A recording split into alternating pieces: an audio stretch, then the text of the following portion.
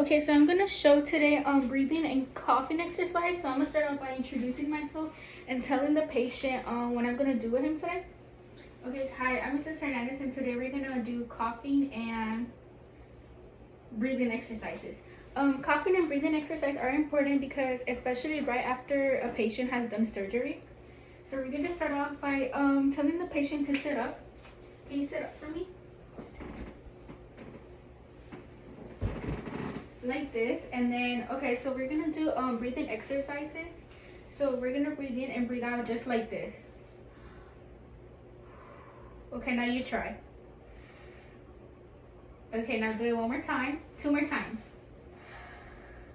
You have to breathe in and then breathe out through your mouth.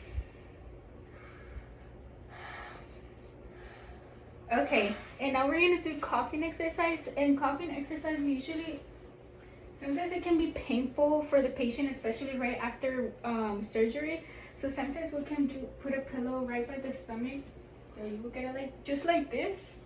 So whenever, in case they feel any pain, this will kind of help the patient. Okay, so now we're gonna do coughing exercises.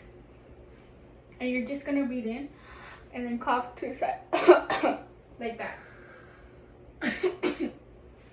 Okay, so let's say that the patient felt some kind of pain that he couldn't handle. Even the pillow didn't help. So it's important for the patient to tell the nurse so we can give him some antibiotics to help with the pain. So can you do that 2 more times, please? Coughing.